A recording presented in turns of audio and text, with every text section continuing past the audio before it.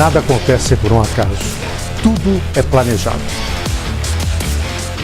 Hoje é a inauguração da nova sede da Abracan e vamos conversar com os seus profissionais.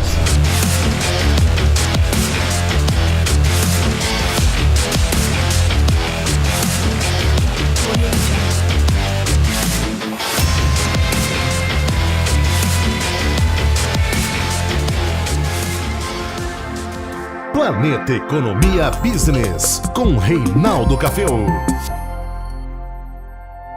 Planeta Business, na Associação Brasileira de Câmbio, a Abracan, e agora entrevistando o Isnei Manuel Rodrigues. Isnei, muito obrigado por estar aqui conosco. Isso. Fala um pouquinho do Senex, né? Então, o Senex é um projeto que, na verdade, o estudo inicial dele foi desenvolvido enquanto eu estava lá no Banco Central. Tá? Quando eu voltei da BMF para o Banco Central, eu pedi à diretoria que me deixasse aqui em São Paulo, porque já estava estruturado aqui depois de 8 anos, né? E voltar para Brasília seria... Então eles concordaram e eu fiquei aqui fazendo um trabalho sobre câmbio, mercado de câmbio. E desse trabalho resultaram 3 projetos. E um deles é esse, o Senex, que a gente deu o nome de Senex, mas na época não é Senex, que é voltado para o comércio exterior brasileiro. Como você sabe, o comércio exterior, o Brasil no comércio internacional, ele tem uma atuação, uma presença muito acanhada. Tá? Menos de, se pegar importação e exportação, estão falando de 1,1% do comércio mundial. Ele flutua assim entre 1,2%, 0,9%, 1%. Quer dizer, é muito pouco para uma economia que já chegou a ser a quinta no mundo, né? Disputou a quinta, né? Posição. Né? Pois é. Então, o que acontece é o seguinte, se você analisa o PIB brasileiro, né, vis-à-vis a outros países com o mesmo PIB, compara a questão do comércio exterior, você vai chegar à conclusão que a participação do Brasil é muito pequena, poderia ser melhor. E com uma pauta fraca, né? E concentrada. Tá? Então, o que acontece? Você analisa primeiro esse aspecto da participação do Brasil. Aí você chega à conclusão de que, de fato, é uma participação muito acanhada. Aí você desce para dentro do assunto, faz um zoom, você chega à conclusão de que o Brasil hoje conta, eu vou falar em números redondos, né? Pequena variação. Você tem hoje por volta de 65 mil agentes de comércio exterior. Eu estou falando de exportador e importador. Perfeito. Né? Esses 65 mil, tá? Eles são responsáveis pela exportação. Eu vou falar números de 2014 e eu explico por quê. Porque foram números que subsidiaram aquele projeto de lei que o deputado está conduzindo. Tá? O Walter Yorsch. O Walter Yorsch, né? O deputado Walter Yorsch está conduzindo um projeto, que é um projeto muito bonito, que vai beneficiar muito esse setor. E aquele projeto eu tive uma participação nele também e nós utilizamos esses dados que eu vou falar para ficar convergentes. Mas ilustra bem. Então, o que acontece? No ano de 2014, que foi a base da elaboração daquele trabalho, e foi 2014 porque era o ano que estava fechado nas instituições importantes do cenário internacional, que foi o Banco Mundial e a Organização Mundial do Comércio, o Brasil tinha uma exportação de 225 bilhões de dólares. Isso caiu, tá? Caiu bastante lá para cá. 225 bilhões de dólares, quando você pega e faz um zoom em cima dele, você chega à conclusão seguinte, são 22 mil exportadores, eu falei 65 mais exportador. E importador. Isso. Então, só importador são 22, 23 mil exportadores, o restante são importadores, né? Esses 22 mil exportadores são responsáveis por esse movimento de 225 bilhões de dólares daquele ano. Anual. Mas quando você analisa o perfil desse valor, você chega à conclusão que desses 22 mil exportadores, 250 exportadores são responsáveis por 75% daquele volume. Parece a concentração bancária que você citou. Eu vou chegar nela. Porque você não tem comércio exterior sem ter câmbio, né? E não tem câmbio no Brasil sem não passar pelo banco. Bom, mas então voltando lá. Aí você analisa aquilo, tem alguma coisa errada. 22 mil exportadores, 250, né? Mas não para por aí. Quando você analisa o perfil dos 250, você chega à conclusão que são, na maioria, quase 80% desse conjunto aí, desse subconjunto, tá? Exportadores de commodities, matéria-prima. Então você tem uma primeira concentração, uma segunda concentração, né? Aí vamos, pô, tem alguma coisa errada, né? Você não tem uma representatividade significativa na pauta brasileira do produto manufaturado, exceto assim... Não tem valor agregado. Né? Não tem valor agregado, exceto o comércio bilateral com a Argentina, México, que você tem aí uma concentração grande do setor automobilístico. E aí você tem um agregado maior. Mas no cômputo geral é muito pequeno. Aí você faz um zoom maior ainda nesse ponto e você chega à conclusão. Primeira concentração, segunda concentração. Aí vem uma terceira, que é o destinatário desses produtos, que está centralizado basicamente na Ásia, principalmente China. Portanto, de novo, você tem um problema, né? Que se houver... 3 agora. Né? Você der um vento lá, pega a gripe aqui.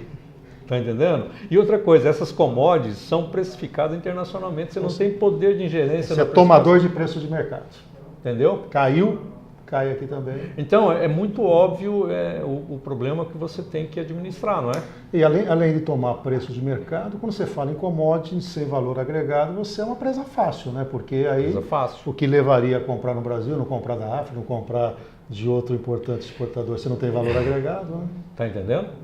Não tem qualificação e o centro brasileiro tenta o quê? Corrigir Então, isso? aí você vai analisar essas... Daí que surgiu o estudo, o SENEX, o Centro Brasileiro, né? Você vai estudar o seguinte, por que acontece isso? Se você tem 20 e poucos mil exportadores, tem 200 e poucos exportadores, menos de 1.000 exportadores, que concentra isso tudo no commodities para um continente, para um setor, para um destinatário, ou para algum grupo de destinatário. Aí você cai no sistema de pagamentos, que é o seguinte, você não tem comércio exterior sem ter câmbio. Sim. Não é? Câmbio faz parte do comércio exterior. Eu gosto muito de citar um economista francês que, no meu entendimento, foi a melhor definição para câmbio, Gaëtan Pirot. Ele definiu câmbio é a convergência do nacionalismo da moeda com o internacionalismo do comércio. Perfeito. Tá? E eu agregaria hoje, tá? O internacionalismo não é mais só do comércio, é dos fluxos financeiros. É que ele definiu o fluxo, isso... na verdade, acaba dando mais o tom do que o próprio comércio. Tá. Então, aí você fala, bom, então temos alguns problemas aí para verificar, né? E vai conversar com os agentes do mercado, os exportadores, os importadores e tudo. Você descobre o seguinte, além das dificuldades normais que eles têm de logística, tributação, essa coisa toda, eles têm uma dificuldade tremenda no câmbio. Aí você fala, mas por que você tem dificuldade no câmbio? Eu não tenho com quem... É difícil eu vender e comprar câmbio. Tá? Aí você vai analisar, aí sim eu vou trabalhar agora, vou citar números mais recentes, de 2017, publicados pelo Banco Central, tá? Está lá no site, você pode entrar lá e ver, né? Então, 2017, o mercado primário de câmbio, vamos explicar aqui, mercado primário de câmbio é toda a operação entre uma instituição financeira autorizada, né? No Brasil, você sabe, só pode comprar e vender câmbio via uma instituição financeira, sim. Então toda uma instituição financeira autorizada e seu cliente, esse é um mercado primário, né? Então esse mercado primário é o mercado que representa de fato o que gira na economia real. Depois você tem o mercado secundário que é interbancário, né? Então aí é só troca de posições.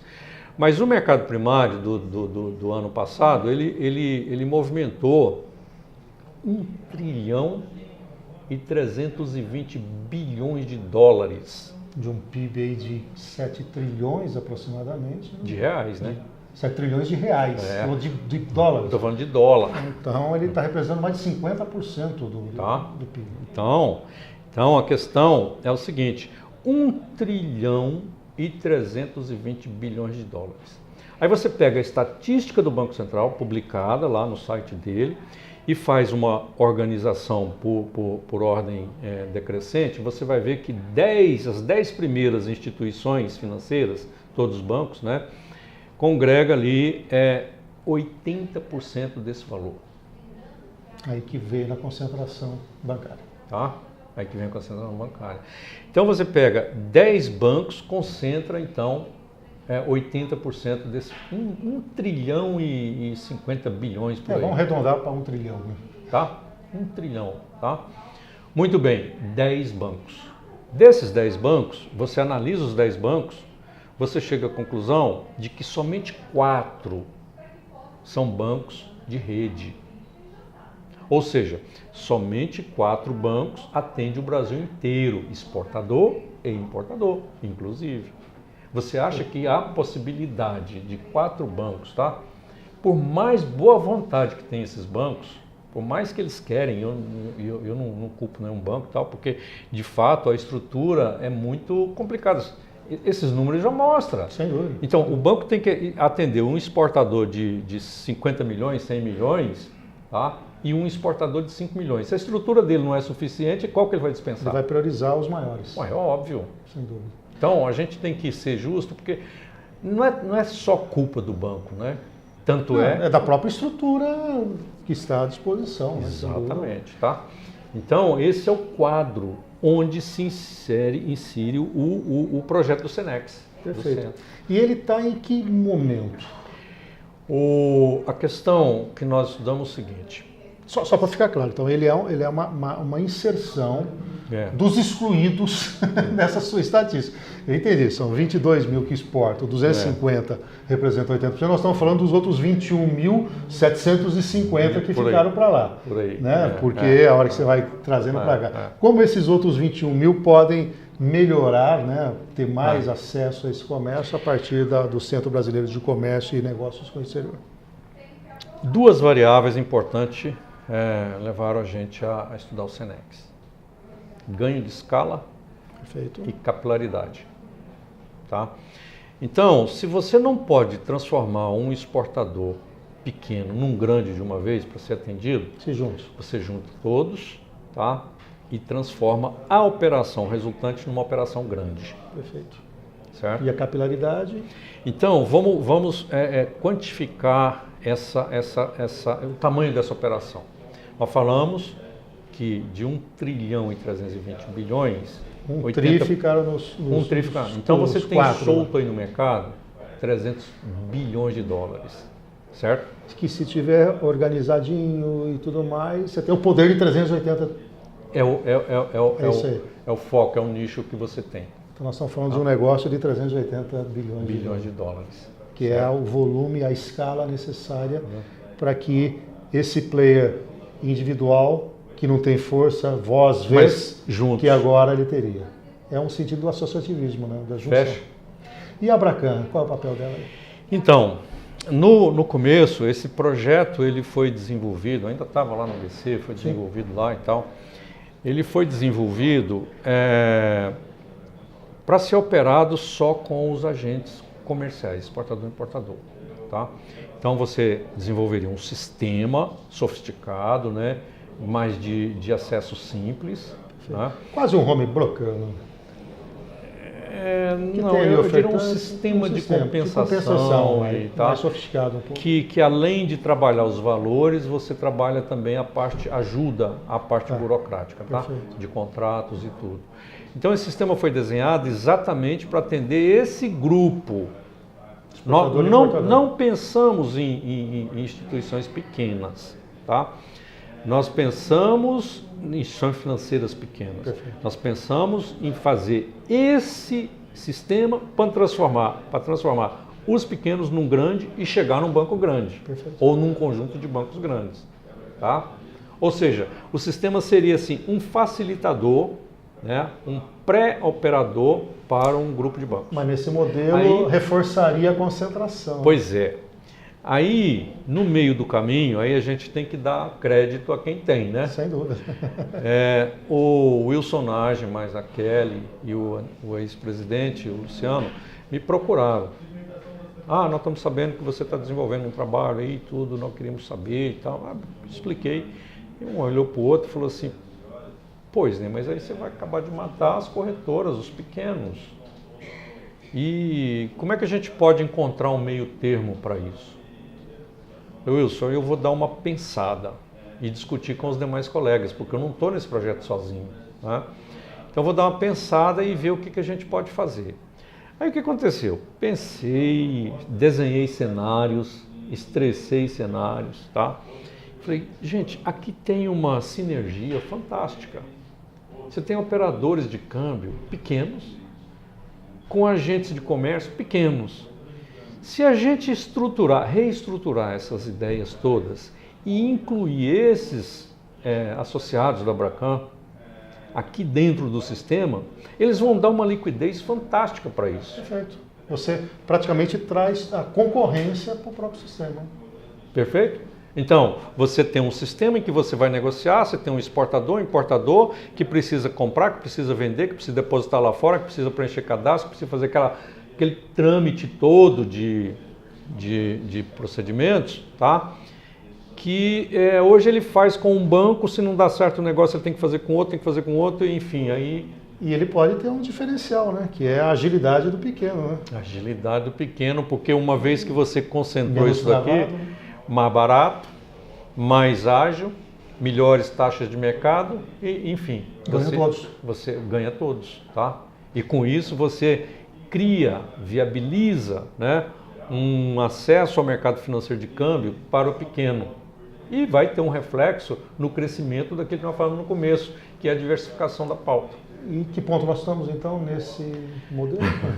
Difícil. De 0 a 10 está onde? Estamos aonde? Eu diria que nós estamos hoje assim no 6, 7, tá? De 0 a 10 está caminhando, né? Nós estamos numa fase em que a gente já está conversando, levando o projeto, já prontinho, bem organizado, bem pelo feito. Pelo que eu vi, está bem estruturado. Tá. Né? E entregando para os possíveis participantes, né? E até agora eu diria para angariar, né, participantes e fundos para fazer, você precisa de recursos, né? E eu diria para você que até agora nosso aproveitamento é de 100%. Que ótimo, boa notícia, né? E para a Abracan especificamente cumprir a função dela como entidade, né? Ficou um projeto bonito porque você tem, por um lado, um benefício muito grande para os pequenos agentes de comércio, e por outro, para a solução perfeita. Muito bem. Isnei Manuel Rodrigues, muito obrigado pela sua participação, foi muito esclarecedora. Eu aprendi bastante aqui e entendi bem o modelo. Eu acho que isso vai facilitar também o entendimento daqueles que acompanham o trabalho da Abracan. Eu que agradeço. Planeta Business e Abracan, parceria de sucesso.